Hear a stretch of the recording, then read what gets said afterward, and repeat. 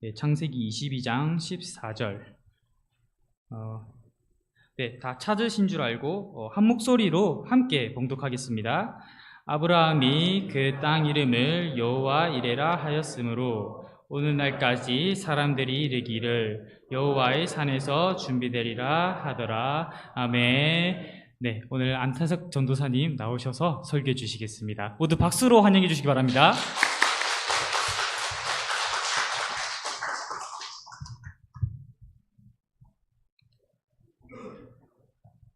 물 한 잔만 마시고 해도 되겠습니다.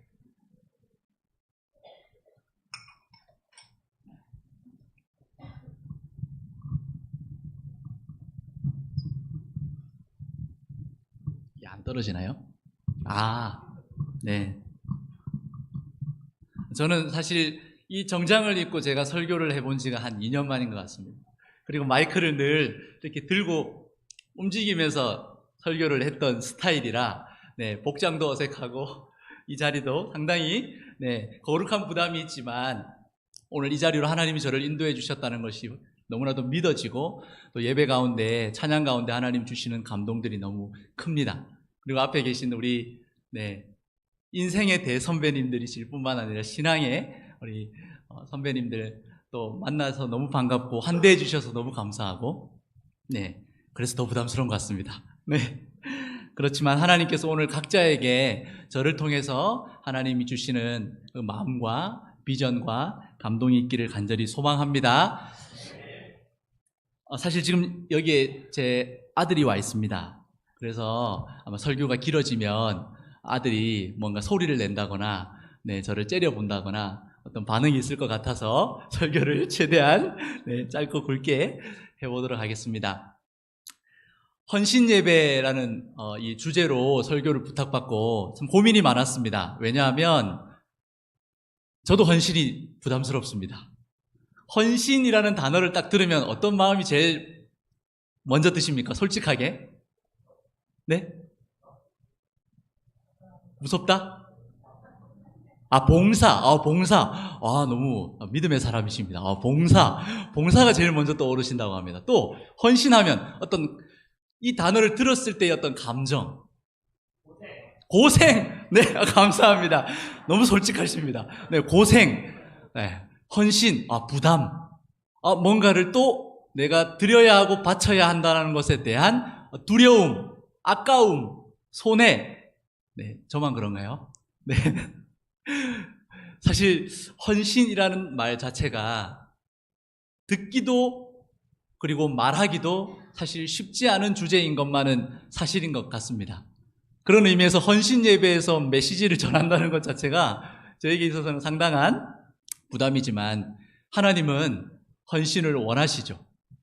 그러나 오늘 우리가 너무나도 잘 아는 이 본문을 통해서 과연 하나님이 기뻐하시는 헌신의 태도는 어떠한 모습이어야 하는지를 함께 좀 살펴보도록 하겠습니다.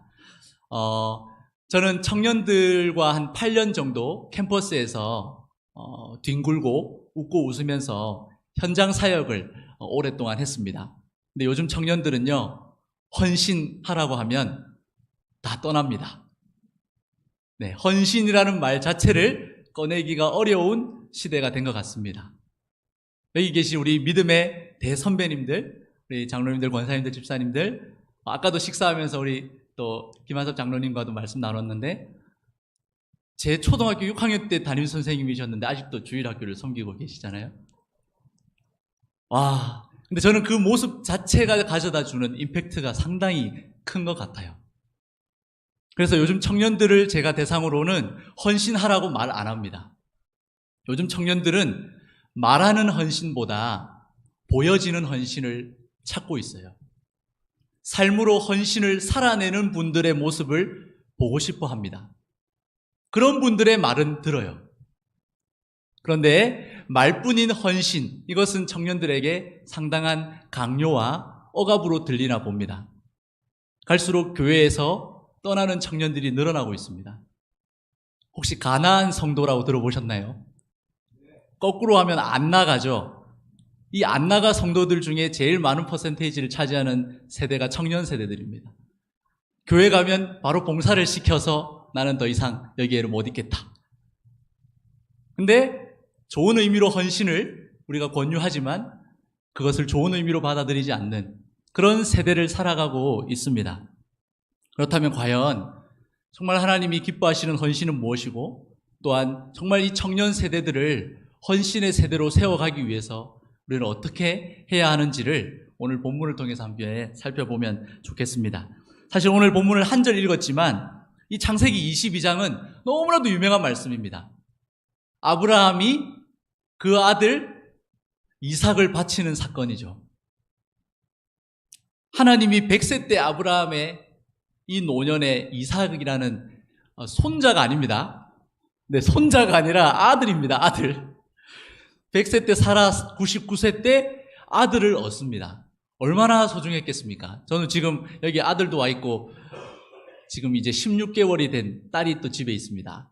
네, 보고 싶습니다. 짧게 떨어져 있지만, 근데 아브라함과 사라 입장에서는 얼마나 눈에 넣어도 아프지 않을 만큼 소중하고 고귀한 선물 같은 그런, 그냥 바라만 봐도 기쁨을 주체할 수 없는 그런 존재가 이삭이었겠지 않겠습니까?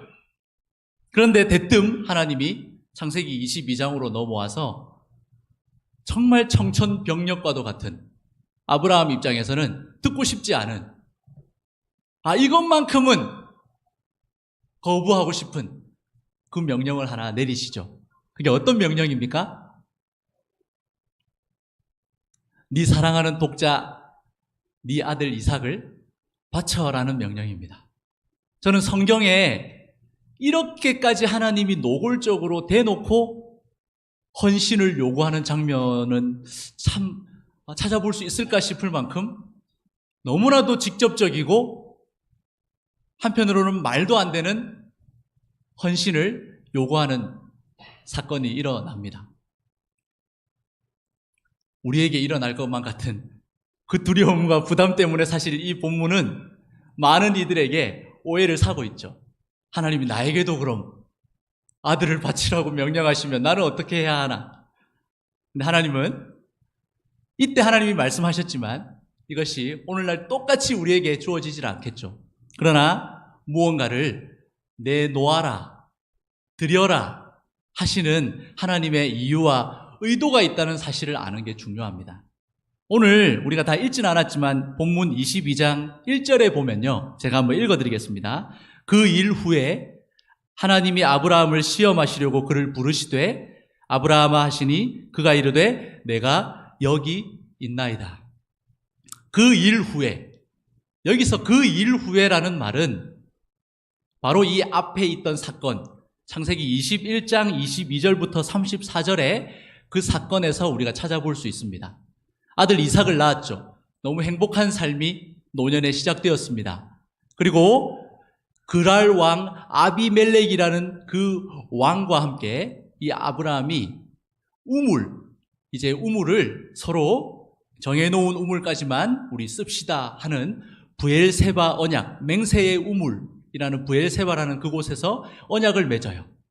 이 말은 뭐냐면 그 물이 나지 않는, 하늘에서 비가 내려야만 하는 이스라엘 팔레스타인 지방의 그 상황에서는 우물을 판다는 건, 우물을 소유한다는 건 정말 중요한 재산이기도 하고 생계이기도 하고 생명과도 같은 존재죠. 그것을 이제는 이 아비멜렉 왕과 서로 침해하지 않겠다라는 언약을 맺습니다. 아브라함은 이제는 남부러울 것 없는 삶을 살 수 있습니다. 노년에 지금까지 고생했다면 아들도 생겼고 땅도 생겼고 우물도 생겼습니다. 부러울 게 없죠. 이제 편하게 살면 됩니다. 노후 보장이 확실히 되어 있습니다. 그 일 후에 22장 1절에 들어오면 뭔가 분위기가 반전이 되는 표현이 하나 나오죠. 그 일 후에. 그런데요, 우리가 꼭 한번 눈여겨봐야 될 대목이 하나 있습니다. 창세기, 혹시 성경이 있으신 분들은 창세기 21장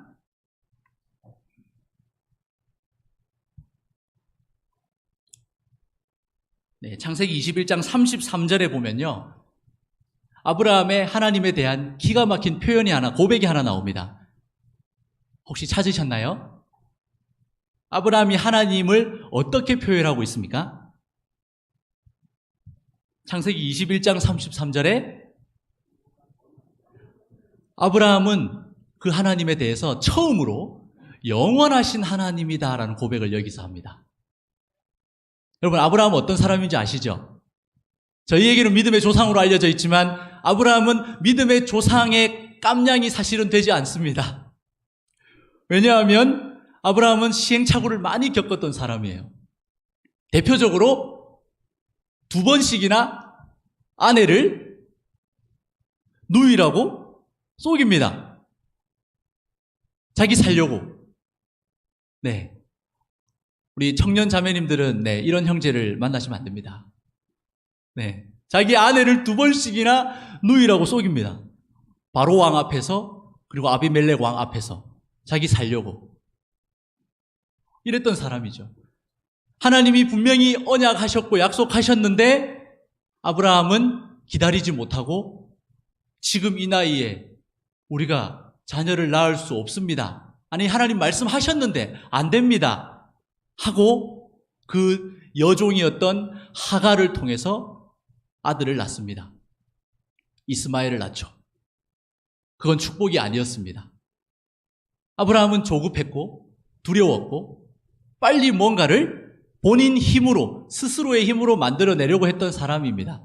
믿음의 조상?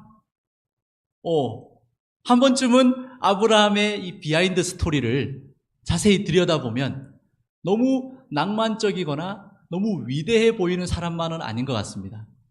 그런데요, 놀라운 사실이 뭐냐면 그 아브라함은 실수하고 실패하고 때로는 타협하고 넘어지지만 그 아브라함과 언약을 맺었고 그 아브라함을 부르셔서 세워가시는 하나님은 변함이 없으신 하나님이시다라는 사실입니다.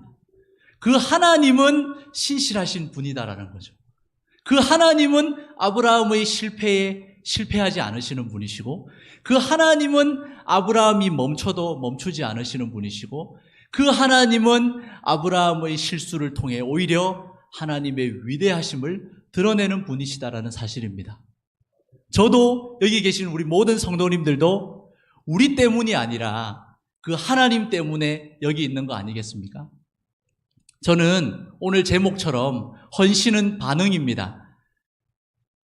헌신을 생각하면 우리는 하나님께 무언가를 우리 입장에서 드리는 쪽으로 많이 생각을 하는 것 같아요.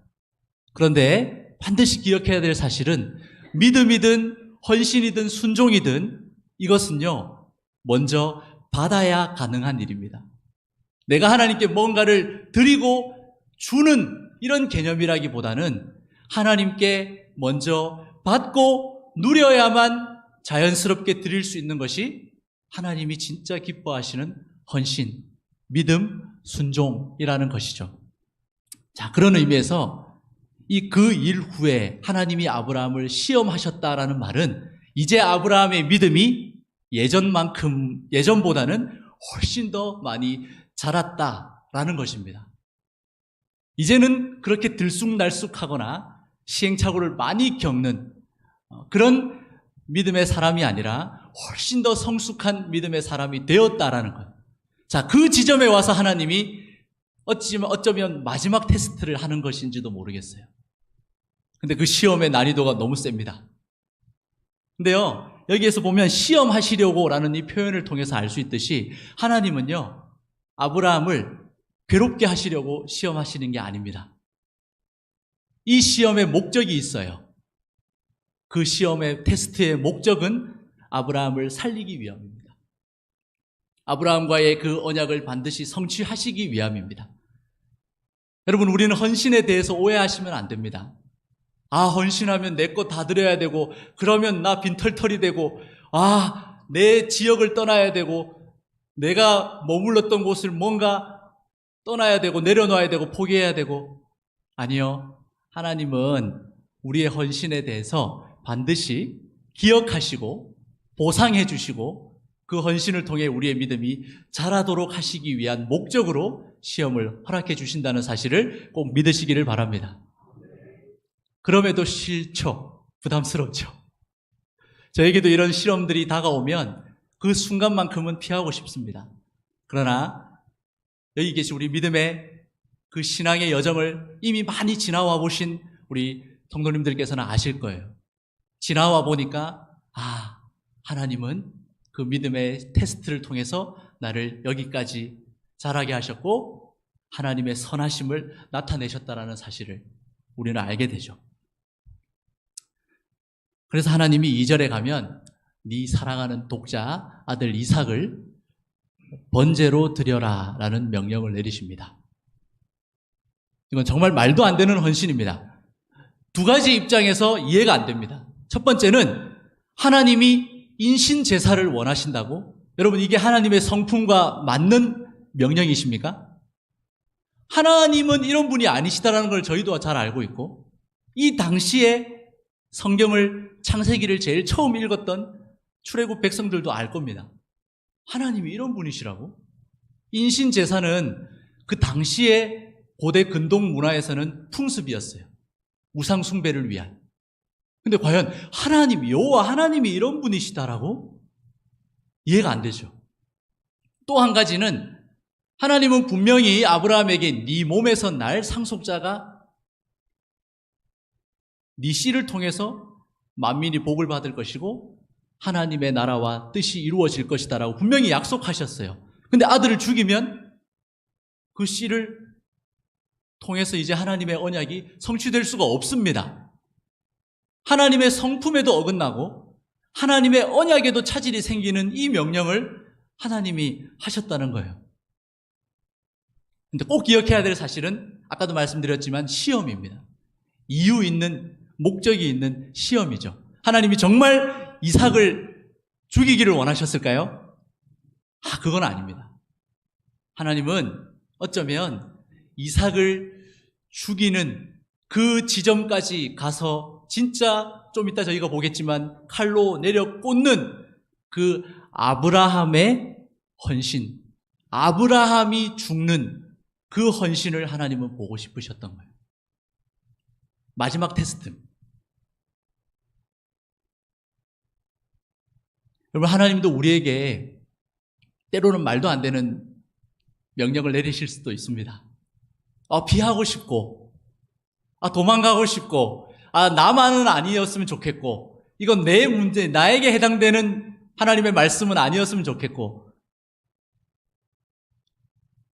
근데 그럴 때마다 우리가 꼭 기억해야 할 사실은 하나님이 나에게 그렇게 명령하셨다는 것 자체가 놀라운 특권이고 복이라는 사실이죠.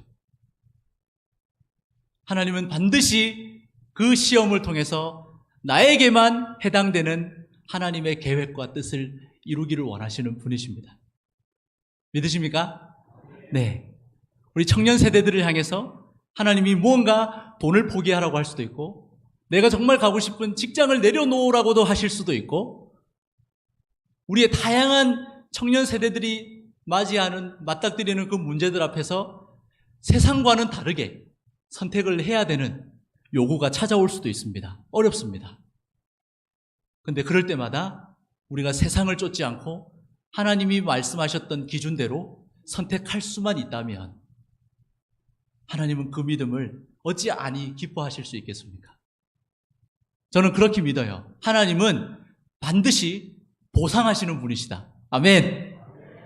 이걸 꼭 기복신앙으로 생각하지는 않으셨으면 좋겠습니다. 그러나 하나님은 우리의 믿음과 우리의 헌신에 대해서 까먹거나 거기에 대해서 아무런 조치를 취하지 않는 분이 아니시다라는, 반드시 보상하시는 분이세요.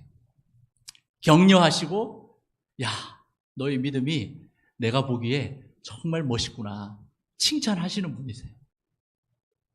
우리에게 다가오는 하나님의 시험과 정말 때로는 버거워 보이는 그 헌신의 요구들 앞에서 이제는 하나님, 제가 한 번의 믿음의 성장을 위해 하나님이 저에게 주시는 좋은 기회다라고 생각하고 순종하겠습니다라는 그런 과감한 믿음의 결단이 있으시기를 축복합니다. 그런데 저는 이 본문을 읽을 때마다 정말 이해가 안 되는 게 있어요. 정말 이해가 안 되는 건 뭐냐면 하나님의 이 헌신 요구도 이해가 안 되지만 더 이해가 안 되는 사실은 아브라함이 단 한마디도 대꾸를 하지 않는다는 거예요. 3절에 보시면 아브라함이 아침에 일찍이 일어났대요. 그 명령을 듣고 밤에 잠을 설쳐서 그냥 아예 밤을 지새웠나? 그런 건 아닌 것 같아요. 아침에 일찍 일어났다는 이 표현은 아브라함의 하나님의 이 명령에 대한 자세가 묻어 있죠. 정성스럽게 하나님이 명령하신 이 번제를 내가 드리기 위해 준비하기 위한 아브라함의 하나님 앞에서의 올바른 태도를 나타내는 표현입니다. 그리고 이삭을 데리고 하나님이 명하신 땅으로 이동을 합니다. 가는 길에 아브라함은 무슨 생각을 했을까요? 3일 길을 갑니다. 가다가 이제 밤이 되면 자야 되고, 또 아침에 일어나서 가다가 또 밤이 되면 자야 되고, 두 밤을 자고 3일 길은 그 길을 걸어서 모리아산에 도착을 합니다. 여러분, 아브라함은 이삭과 무슨 얘기를 나눴을까요? 아브라함의 이 다 말 못할 그 심정은 어떠했겠습니까? 그럼에도 아브라함이 단 한마디의 하나님 앞에서의 반항이나 대꾸나 어떤 반발심을 가지고 하나님 앞에 따져 묻지 않고 묵묵히 순종했다는 이야기밖에 성경은 기록하지 않고 있습니다. 그리고 5절에 이제 그 장소에 도착해서 아브라함이 종들에게 이르되 너희는 나귀와 함께 여기에 있어라 기다리라 내가 아이와 함께 저기 가서 예배하고 우리가 너희에게로 돌아오리라 하고, 이 5절에서요 정말 놀라운 사실을 하나 발견할 수 있어요. 내가 아이와 함께 저기 가서 예배하고 우리가 너희에게로 돌아오리라. 여기에서 아브라함은 우리라는 표현을 해요. 우리가 돌아온대요. 그럼 누구겠습니까? 아브라함과 이삭이 우리가 다시 돌아온다라고 고백을 합니다. 그럼 이게 무슨 말이죠? 이삭은 반드시 죽어야 되죠. 번제로 바쳐라 했으니까. 근데 아브라함에게는 이제 어떤 믿음이 있는 거예요? 죽여도 하나님이 살리실 거다. 우리가 다시 돌아오겠다는 이 말은 진짜 내가 가서 죽여야 할지라도 하나님은 그 죽은 이삭을 다시 살리시는 분이다라는 믿음의 고백인 겁니다. 그래서 히브리서 기자는 히브리서 11장 17절에서 19절 혹시 띄워주실 수 있나요? 네, 11장 17절에서 19절 우리 같이 한번 합독 같이 한번 읽어보도록 하겠습니다. 시작.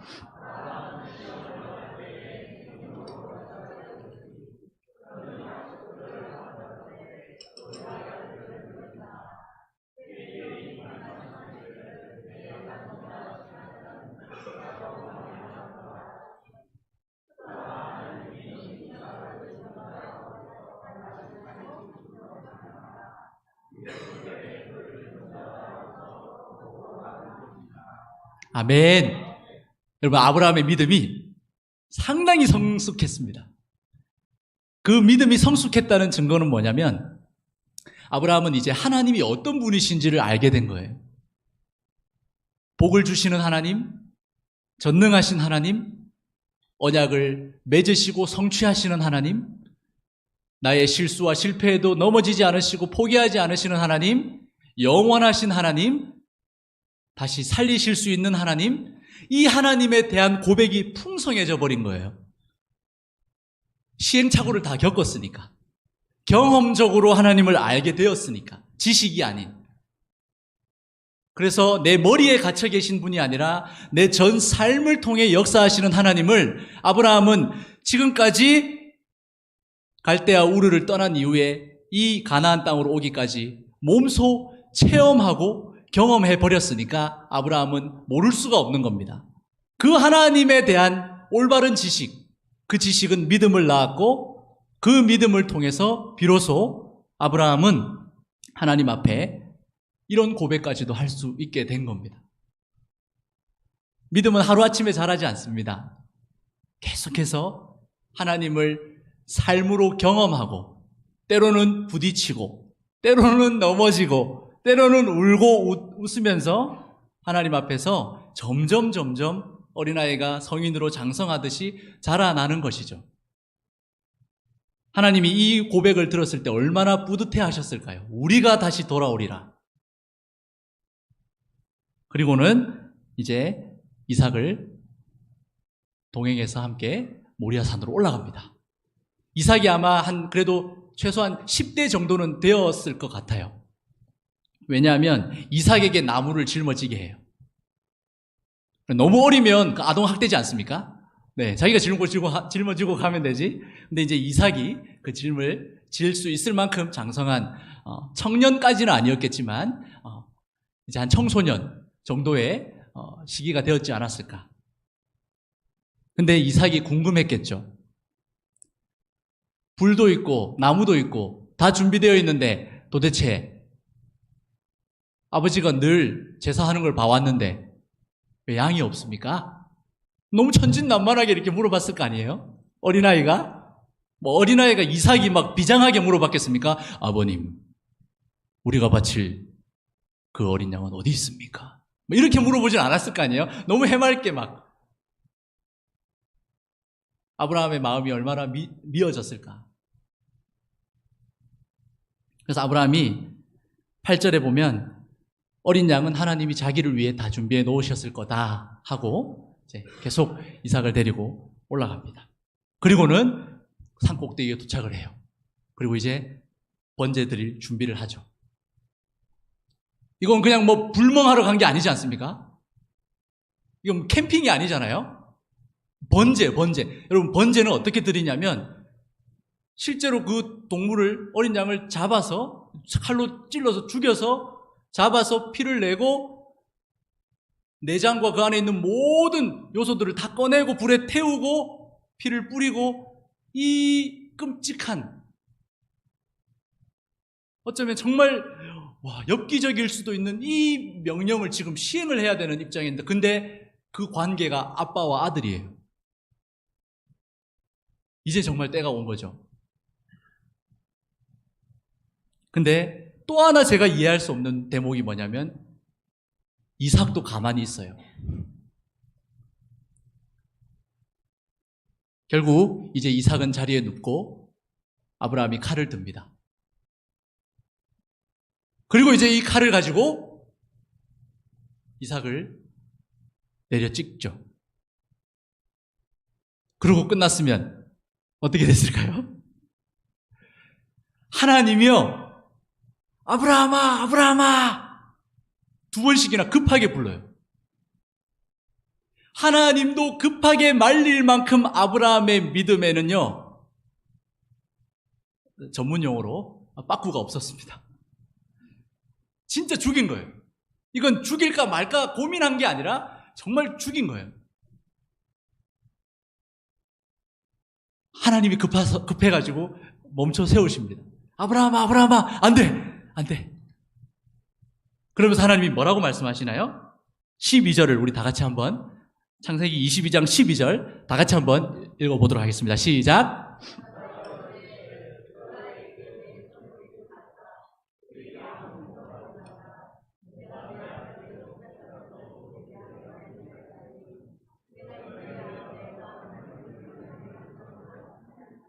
여기선 아끼지 아니했다라는 표현 중에 이 아끼다라는 표현이요, 원어로 보면 보류하다라는 뜻입니다. 그러니까 네가 네 사랑하는 아들 이삭을 내게 보류하지 않았다, 미루지 않았다라는 거예요. 아까워하지 않았다는 의미도 되겠지만 내 명령에, 이 순종에 미루지 않았다. 가감 없이 너는 적극적으로 순종했다라는 의미입니다. 하나님이 우리에게 말씀하실 때 물론 때로는 계산도 되고 때로는 감정의 소용돌이도 휘몰아치겠지만 우리가 가능하다면 적극적이고 뒤로 물러나지 않는 하나님 앞에서의 순종을 힘써 주시기를 간절히 소망합니다. 하나님 이제 아신 거예요. 네가 진짜 나 경외하는 줄을 내가 이제는 인정, 합격! 와, 이 정도까지 한다고? 됐어. 하나님이 아브라함을 칭찬하십니다. 하나님이 오늘도 우리에게 말씀하세요. 네가 정말 나를 경외하느냐? 진짜 네가 사랑하는 것들까지도 나에게 줄 수 있을 만큼 나를 인정하고 나를 경외하느냐? 라고 물어보십니다. 아까도 말씀드렸지만 특히나 청년 세대들은 요즘 헌신 이야기하면 도망갑니다. 근데 그들에게 헌신을 이야기하기 이전에 우리가 먼저 꼭 들려주어야 할 중요한 메시지가 하나 있습니다. 그게 뭐냐면 우리를 향한 헌신 이야기가 들려져야 돼요. 하나님께 드리는 헌신 이전에 우리를 위해 희생하시고 헌신하시는 하나님의 오래 참으심과 기다려주심과 일으켜주심과 우리를 향하여서 그 사랑을 조건 없이 부어주시는 그 헌신이 우리에게 먼저 들려야 하고 공급되어야 하고 누려져야 한다는 겁니다. 그런 의미에서 헌신은 반응입니다. 내가 주도적으로 뭔가를 하나님 앞에 하겠습니다. 물론 너무 귀한 마음이지만 생각보다 오래 못 갑니다. 헌신을 했다 손쳐도 오래 갈 수 없는 이유는 너무 내 힘으로 나를 위한 헌신, 나의 만족을 위한 헌신, 누군가가 나를 좋게 보기 때문에 하는 헌신이기 때문에 오래 못 가는데 하나님이 진짜 기뻐하시고 지속 가능한 헌신은 어떤 헌신이냐면 하나님이 나를 향해서 쏟아부어 주시는 사랑과 나를 위해 전폭적으로 지지해 주시는 그 헌신을 먼저 기억해야만 우리의 헌신이 올바를 수 있고 오래 갈 수 있다는 사실입니다. 저는 요즘 청년들에게 그런 이야기를 해요. 야, 네가 받은 은혜를 한번 세워봐. 헌신하려고 하지 말고 먼저 하나님이 너를 위해서 행하신 일들을 기억해. 우리의 어떤 행위적 헌신, 어떤 종교적 열심 이전에 기억하는 자세. 하나님이 내게 베푸신 은혜를 내가 내 마음에 오랫동안 머금고 누리는 그 겸손의 자세가 우리에게 필요하다는 사실이죠. 아브라함이 이렇게까지 아무 말 대꾸 없이 하나님 앞에 이 말도 안 되는 명령에 헌신할 수 있었던 비결은 그동안 아브라함과 함께 하셨던 그 하나님을 이제는 제대로 알았기 때문에 가능한 일이었습니다. 다 이해되지 않아도 명령하신 분이 하나님이기 때문에 이제는 아브라함이 순종할 수 있었던 거죠. 순종, 헌신은 내게 어떤 순종, 어떤 헌신을 요구하는 그 내용이 이해가 되든 안 되든 그 헌신과 순종을 나에게 요구하신 하나님이 나의 하나님이시기 때문에 하는 겁니다.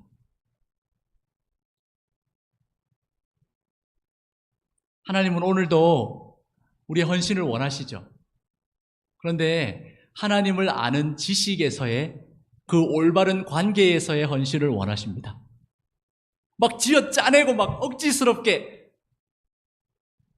아니면 때로는 너무 소울 없이 너무 표정 없이 늘 해왔던 거니까 그런 헌신 말고 늘 새롭고 늘 뭔가 힘이 나고 뭔가 늘 자원함에 어떤 기쁨이 있고 적극적인 헌신을 하나님이 원하시는데 그러려면 우리에게도 매일매일 부어지는 하나님의 은혜가 있어야 할 거 아닙니까? 하나님이 어떤 분이신지를 아는 것. 특히 우리 청년 세대들 너무 바쁘잖아요. 학교 가랴 직장 생활하랴.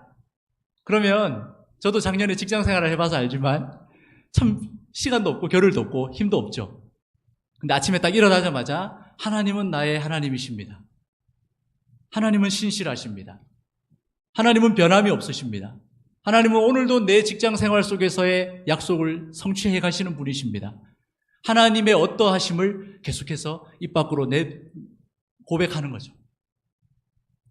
그게 우리의 믿음으로 이어지고 그 믿음이 자연스러운 반응으로 헌신으로 나타나는 겁니다. 저도 사실 요즘 하나님이 이해가 잘 안 됩니다. 제가 여기 앞에서 이렇게 말씀을 전하고 있지만 저는 이제 다음 주부터 대안학교에 가서 이제 교사로 일을 하게 됩니다. 이건 제 시나리오에 하나도 없었던 시나리오고, 제가 작년에 해군에 가서 장교 부사관들을 8개월 동안 가르치는 일을 했었거든요. 그 일도 저에게 있어서는 탐탁지 않았고, 하나님, 저는 교회에서 사역을 하고 싶지 지금 왜 저를 계속 이런 데로 이렇게 뺑뺑이 돌리시냐, 제가 엄청 막 따져 묻고 이랬었어요. 신대원 졸업하고 간사를 사직하고 뭔가 이제 실직자 인생이 된 듯한 저의 그 인생에 하나님이 하나하나 작업을 하시는데, 그 장소가 교회는 아니었어요. 그러면서 저에게 하나님이 뭘 알려주시냐면, 야, 태서가, 너의 목회지가 꼭 교회여야만 하는 이유가 있냐? 이렇게 저에게 물어보시는 거였어요. 예수 안 믿는 영혼들이 있는 곳으로 네가 더 갈 수 있으려면 네가 거기로 한번 가봐야 되지 않겠니? 저에게 하나님 이렇게 되물어보시는 거죠. 아, 하나님, 그래도 저 교회 사역 너무 하고 싶어요. 아니다. 교회 사역도 교회 사역이지만 지금 세상에 정말 네가 아끼는 그 청년들 얼마나 많이 방황하고 돌아다니냐. 가서 만나서 뭔가를 부딪혀 봐야 그들의 마음을 이해하고 공감할 거 아니냐. 그래서 저를 계속 이렇게 맴돌게 하시는 것 같아요. 근데 이제는 알죠. 한번 경험해 보니까, 아, 하나님은 정말 신실하셨다. 하나님은 정말 그만한 이유가 있으셔서 나를 보내셨다. 저는 지금도 부담스럽습니다. 제가 선생으로서 뭔가를 가르칠 만한 자격이 되는지 모르겠어요. 근데 다음 주부터 이제 또 일을 하게 됩니다. 기대가 됩니다. 어떤 하나님을 또 경험하게 될지.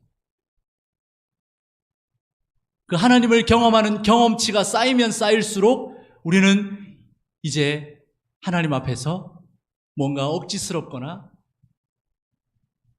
망설여진다거나 도망가고 싶은 마음, 아니, 오히려 더 하나님 앞에 기쁨으로, 자원함으로 헌신하고 섬길 수 있는 기회가 될 것입니다.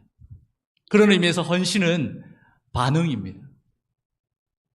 내게 베푸신 하나님의 은혜에 대한, 그 하나님의 성품에 대한 우리의 반응이 헌신으로 나타나는 것일 뿐입니다. 그러니까 청년들, 너무 헌신을 부담스러워하지 않으셨으면 좋겠습니다. 열매예요. 열매예요. 따라오는 거예요. 쥐어짜내는 것이 아니라. 그 헌신의 주체가 하나님이세요.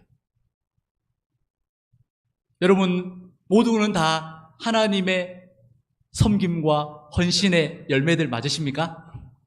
맞아요. 하나님이 우리를 향한 최고의 헌신은 뭐예요?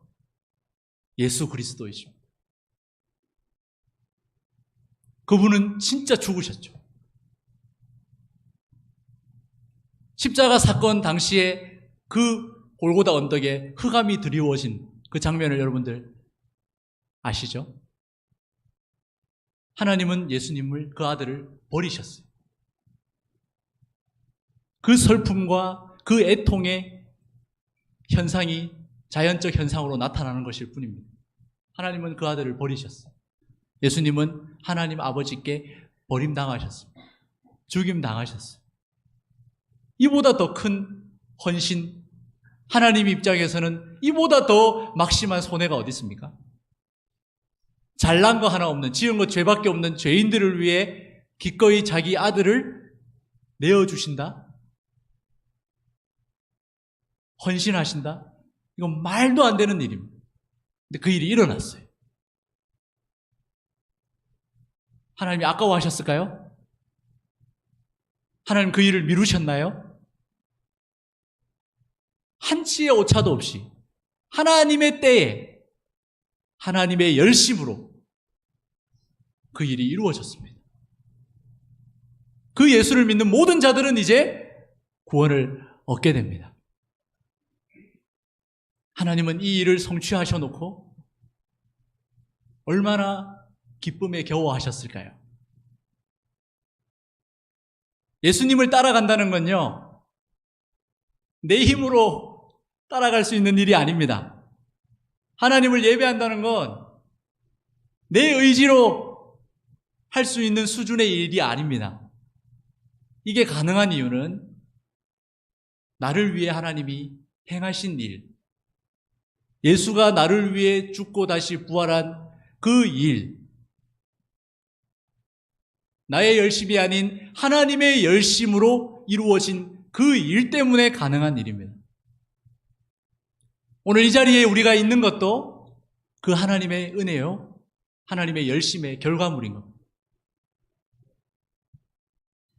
하나님은 오늘도 우리에게 반응하기를 원하십니다.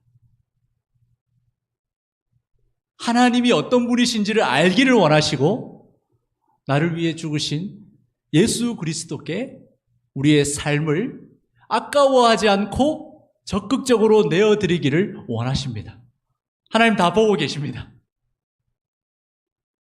제가 자신만만해서 드리는 말씀은 아니지만 믿음의 여정을 계속해서 밟아가면서 이제는 마치 아브라함이 이삭을 데리고 그 모리아 산으로 묵묵히 걸어갔던 것처럼 예수님이 그 십자가를 지고 골고다 언덕을 소리 없이 그 침뱉음과 조롱을 당하시면서 올라가셨던 것처럼 오늘도 우리에게 주어진 이 믿음의 여정은 상황이 어떠하든 내 감정이 어떠하든 주어진 자리에서 묵묵히 나의 걸음을 걸어갈 수 있다면 저는 그것이 하나님 보시기에 최고의 헌신이다 라고 말씀드리고 싶습니다.